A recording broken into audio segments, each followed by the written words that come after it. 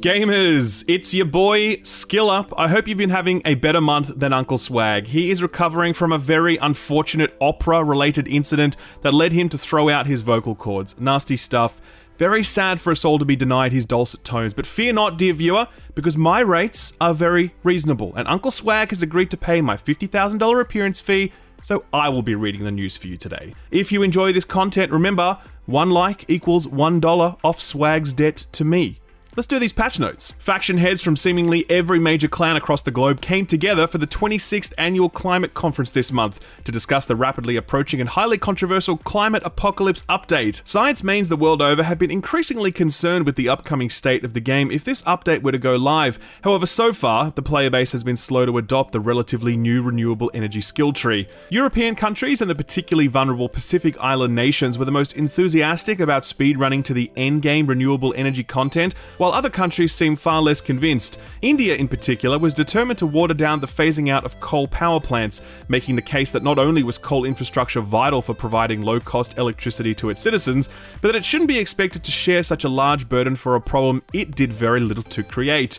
Australia, on the other hand, received an achievement for the most embarrassing country in attendance, as although it's facing some of the worst consequences of climate change, it was widely criticised for showing up effectively empty-handed at the event. If only a country with a few million kilometers of sun-scorched fuck all had some way of generating clean electricity. The Russian military faction faced international condemnation this month when it was confirmed that they had launched a surface-to-air missile to blow up one of its own satellites. The entire concept of bringing weapons to space at all is technically banned under a treaty signed in patch 19.67, although a ground-to-air missile is considered something of a grey area in terms of legality. Despite the implications for a terrifying space combat meta, space agencies were more concerned with the debris the exploded satellite left behind, which can prove to be incredibly dangerous for the occupants of the International Space Station. Since the space station travels at 28,000 kilometers an hour, even some of the smallest pieces of metal or flicks of paint can do catastrophic damage to an object traveling at such insane speeds.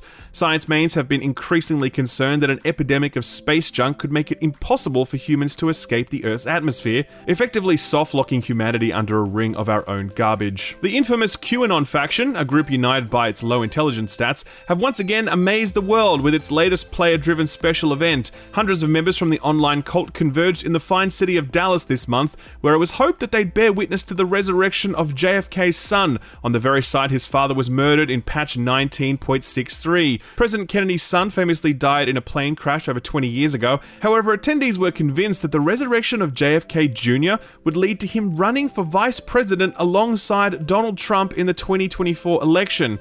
As you might have guessed, the ex-president's deceased son was not brought back to life, and although some of the attendees decided to stay within the area for up to a week after the event, data miners have found no such evidence of a planned resurrection mechanic anywhere in the game files. This concludes the patch notes for November. However, the normal team will be back for their regular news entry before the end of the month, fronted by Papa Swag himself, who will no doubt have fully recovered by then and will be singing up a storm across the hoity-toity opera scene, with which I know, dear viewer, you are deeply acquainted, since you are undoubtedly a person of taste and culture. How else would you have found yourself at such a fine establishment as Sir Swag's channel? I have been Shillup, you have been a fantastic audience. The Swag Man will see you on the flip side.